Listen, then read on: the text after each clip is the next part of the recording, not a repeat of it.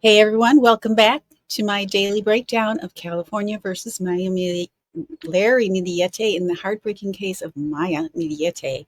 This is a preliminary hearing of 2023. The trial will be March 2026, so it's coming up quick.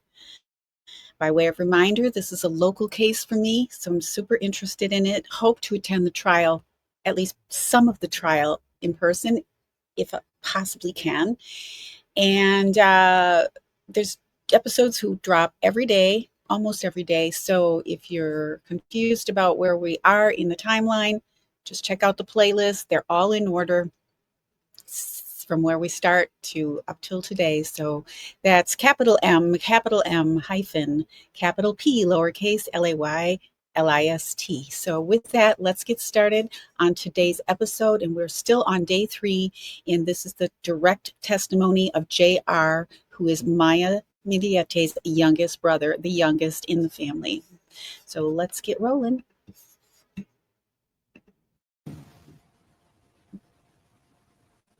Let's fast forward now to December 2020. Did you and your siblings communicate on Facebook Messenger about a trip to Big Bear for May's daughter Laura's birthday? Yes. January 2021. Yes. What was the plan, if you can recall? The plan was that there was a cabin, a friend of ours that was owned by a friend of ours, that we were going to go there. The plan was to go there for the weekend for Laura's birthday. Were you going to go to Big Bear for that weekend? No, we decided Just to clarify, that's Lara's birthday, not Larry's birthday. Lara is the oldest daughter of Larry and Maya Millete. decided to skip it. Did you go to Glamis the weekend before? Yes. When did you go to Glamis? My wife and I we went on the 1st of January. And if it would help you notice that the calendar is right behind you. So the 1st of January was New Year's Day, and that was Friday. Yes. How long were you in Glamis? Overnight. And then you left on the 2nd Yes. of January? Did you have any observations of... Oh, I thought you did. I didn't hear it. I apologize. Did you leave on January the 2nd? Yes.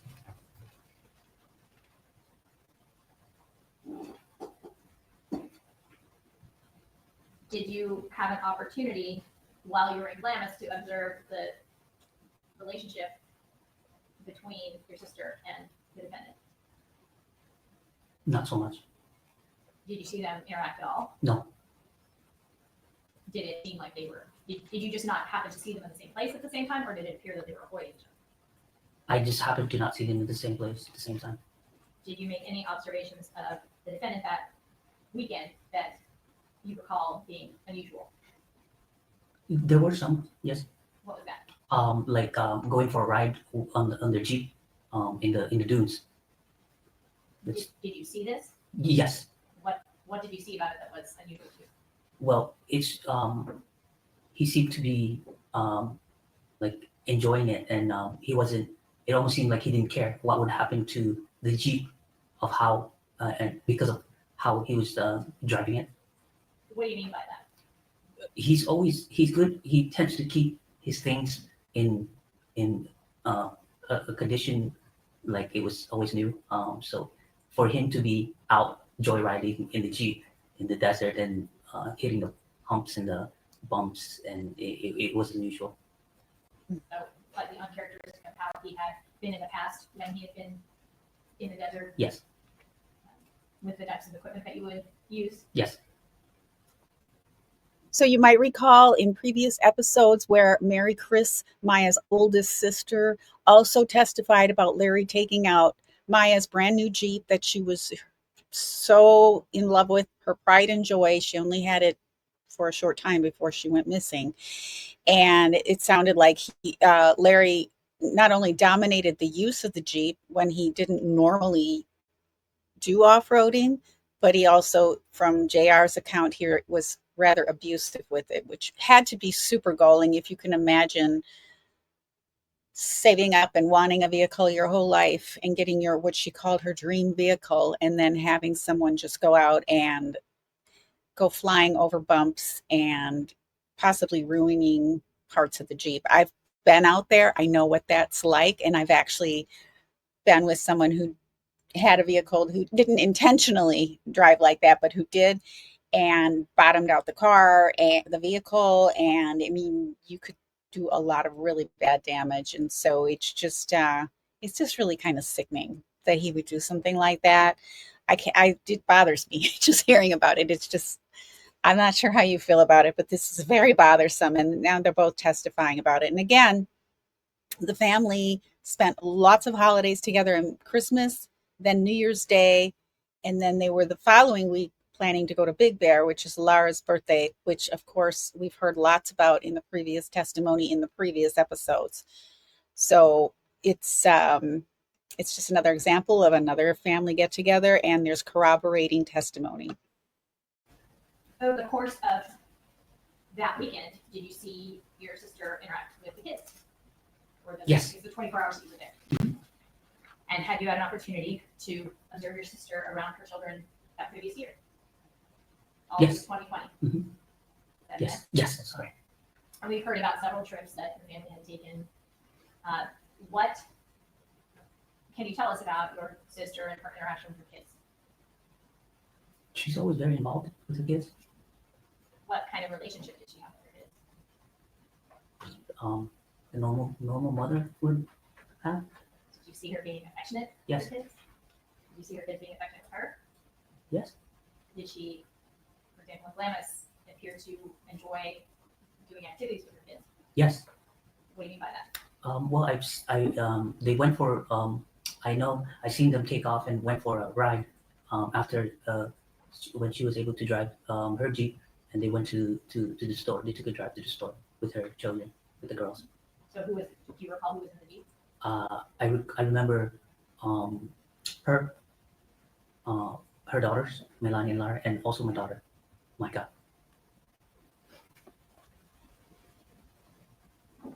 After that weekend in Glamis, when is the next time that you spoke to your sister?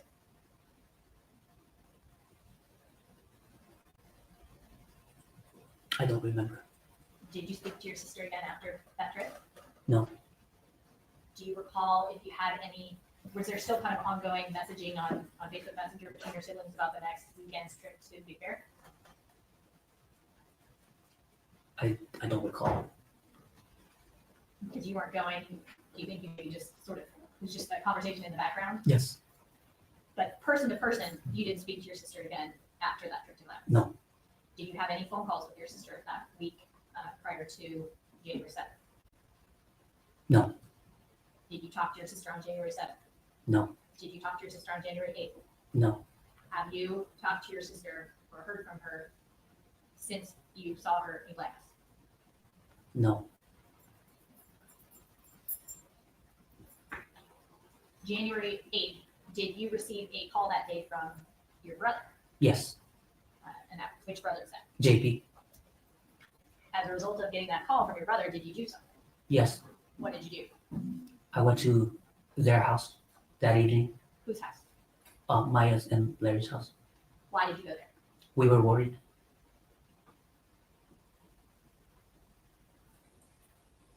Why were you worried?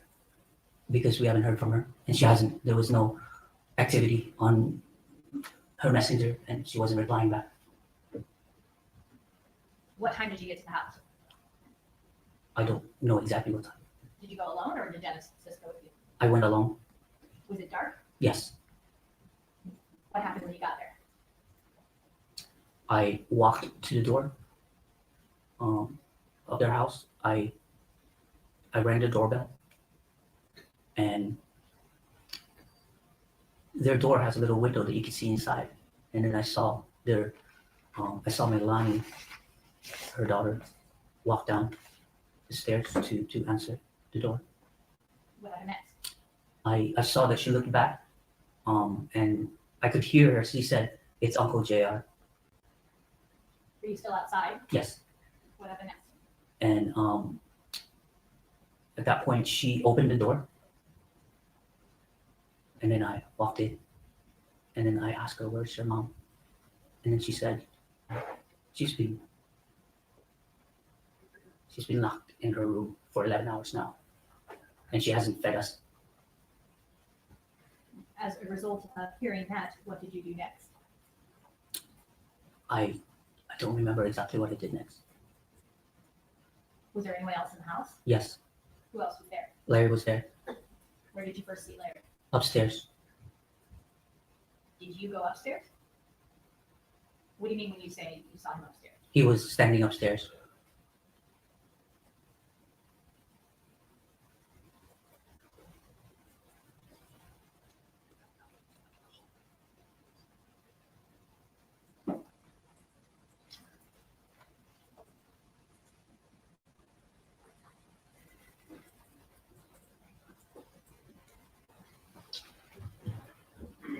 I'm going to direct you, Your Honor, do you mind if I approach the witness?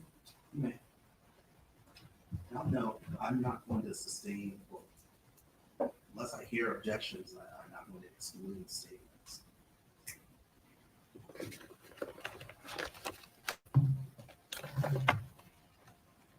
Showing you 2-19, which I'm not going to project. Do you see in that photograph where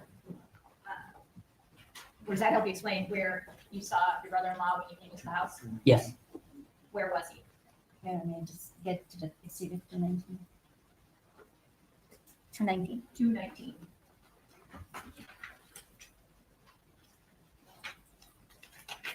So just by way of reminder, he's testifying about January 8th. Maya Millete went missing on January 7th. The family started getting very concerned on the 8th. They had plans in Big Bear, which obviously didn't happen for that weekend coming up. But JR testified that he wasn't planning to go to Big Bear, but they were already concerned on the 8th, so they asked JR to drive over. JR and Genesis, his wife, lived closest to Maya and Larry. The rest of the family lived in, a couple hours away at least.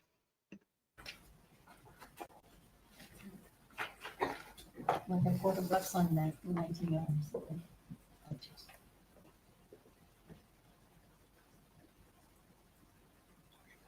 Did you have it, Ms. Martinez? Yes, I did.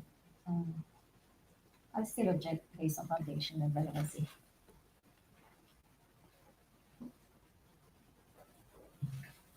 Has there been a previous objection? I didn't think so. So you're objecting to 2-19. Let's go sidebar. Report. So she said, I still object based on relevancy and lack of foundation. She didn't say lack of foundation. She just said foundation. And he said, well, was there a previous? So she said, I still object, but she hadn't objected prior to that. Now, this will be a sidebar that I will cover in tomorrow's episode.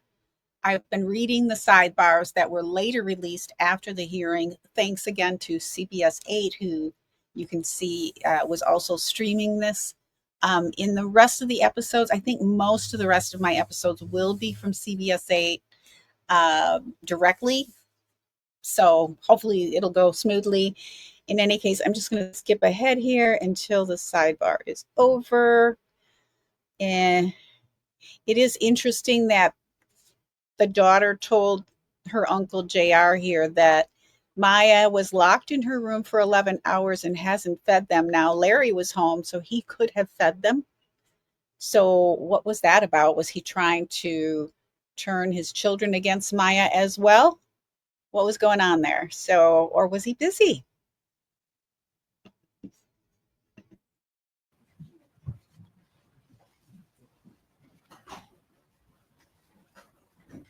Okay, objections overruled. You may continue. Looking at 2-19, which I'm not projecting, do you see in that photograph where you saw your brother-in-law when you came into the house? yes, Where was it? at the top of the stairs, just a little towards the right. And if you were to walk up the stairs that we see in 2-19 and turn to the right. I'm sorry, to the left. I'm sorry, it was to the left. What was it? He was standing like closer to the left side of the stairs. And we've had testimony previously that going up the stairs, going to the left, you kind of get to a hallway where you could access the children's rooms. To to the right would be to access the Master. master bedroom. Yes. Is that your recollection of the layout of the house? Yes. So if we kind of use the hallway to the kids' room versus to the right would be towards the master bedroom, which direction was he standing? Towards the hallway or towards the master bedroom? Towards the hallway. Did he say anything? Yeah, he just said, what's up? Just got home from work. And where was, did you see Laura? No. Did you see Lazarus? At that time, no.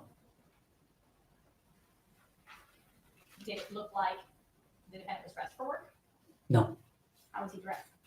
He had beach shorts on, or shorts, When you say beach shorts, what do you mean? it's like one of those swimming shorts, I guess. And what happened next?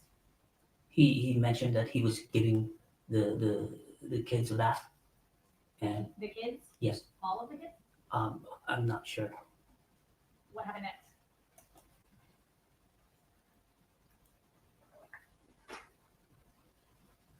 I asked him if they were going to Big Bear, if they were still going to Big Bear. Who did you ask? Larry, And what happened? What did he say? he said, no, I don't know. I think I'm disinvited. Had you tried to call your sister that day? Yes, Did she answer? no. Did what happened when you tried to call her? It went straight to voicemail. Was that unusual? For that time, I think so, yes. What do you mean for that time? Well, I've called her, and it's gone through voicemail in the past.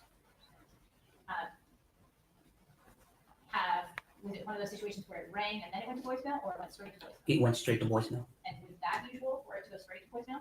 No. Did you try to call the defendant? Yes, How many times did you try to call the defendant? I don't remember. Counsel, can you be a little bit more specific as to the time frame? On January 8th, did you try to call the defendant? Yes, Do you know how many times? I don't remember. More than once? Yes, Did you, What time did you start calling him on that day? I don't remember, Your Honor. Morning, afternoon? Afternoon? were you able to get a hold of him? No, Did, what happened when you tried to call the defendant's phone? it went straight to voicemail. Did you try to call either Lara or Meilani? No, Did they have cell phones at the time? from what I remember, yes. Did you have the numbers? No, I did not, Your Honor. Did you ask whether or not your daughter had their numbers? Yes, And did your daughter have either Laura or Meilani's phone number? yes, And did you ask for your daughter to try calling either of her cousins? yes, Did she? she did. What happened? It went straight to voicemail. When did you call, when you asked your daughter to try to call her cousins? When I got home from work, I remember, I think I just got home from work. Was that before or after you went over to the house? It was before.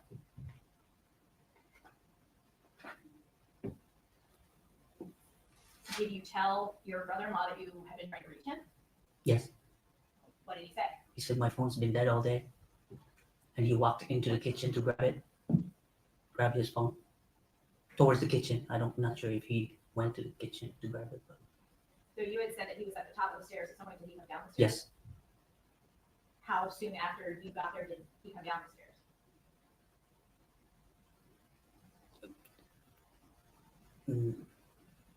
maybe a couple of minutes, a few minutes. Now, then you mentioned that he retrieved his phone from the kitchen. You were inside the house at this point? Just in the front door. Did you follow him? No, Where were you when he went to the kitchen? I was standing by the door, But you could see him in the kitchen? going towards the kitchen, yes. So there will be evidence that comes out. This is very interesting. So Larry told JR on the 8th that he had been working all day. Meilani told JR that their mother was locked in the room for 11 hours, which was very specific because as it turns out, Larry was gone for 11 hours and 20 some minutes. but not at work.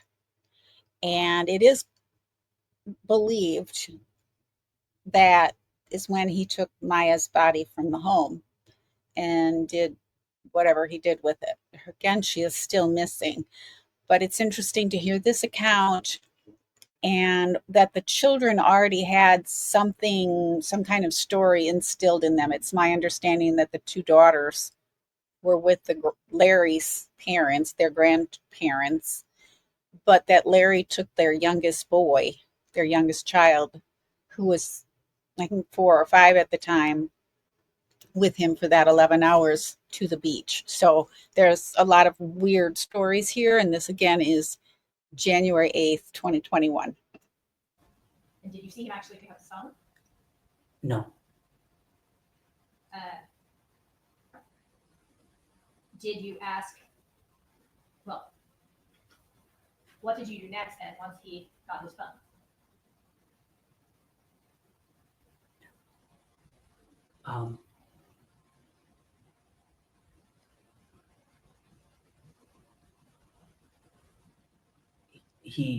I saw him turn on his phone, and then he mentioned that JP has been calling him too, and I don't remember. What did you see when he turned? Did you see him actually turn on his phone? Yes. Was it attached to a charger? At that time, no. When he was holding it, no. And he had just said it had been dead all day. Yes. Did you, were you able to see the face of his phone when you turned it on? Yes. And was there anything that you noticed about his phone? I mean, it lit up. It was on. It turned on. Did you notice whether or not he had any missed calls or text messages? I could not. He just mentioned that JP had he had received a missed call from JP. Did your brother-in-law say anything else to you? I don't remember. Did you commonly communicate with your brother-in-law, the defendant, by phone at that time? Yeah. Was there ever a time when you couldn't reach him for an extended period of time No. prior to January 8th? No. Did you ask? Well, you back up. You were there. What was your purpose for being at the house? To check on Maya. So what did you do to check on your sister? I went there, and then I asked during our conversation, I asked if I could go upstairs to knock on the door to see if she's there. Did you do that? Yes. Tell us about that. So I walk up the stairs. At this point, Larry was still downstairs, and I walked to the master bedroom door, and I knocked a few times, and I called out her name, but there was no response. I looked at the bottom of the door where if there was any light from the inside of the room, and it seemed dark, and it seemed like nobody was in there. Did you knock on the door? Yes.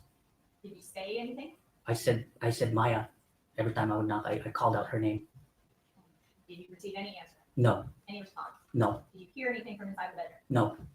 Did you see any evidence of light underneath the door? No. Did you hear even any rustling, any movement outside inside the bedroom? No. What did you do next? I went back downstairs. You had mentioned that the defendant said he thought he had been disinvited from Big Bear. Did you ask him about that? Yes, I said, why? What happened? I asked him what happened, and then he said that we had a big fight last night because Larry threatened to call the wife of the guy.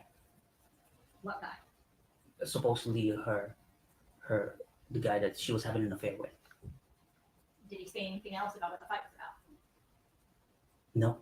Do you recall any reference to threats about her job? Oh yes. What was that? He mentioned that he threatened to open up her investigation about the job investigation against her. I don't know exactly what that was. But that was something you told Mhm. him? Yes. Yes. Sorry, she takes down every word we say, so that's the court order there. You had said that he said he had been at work all day.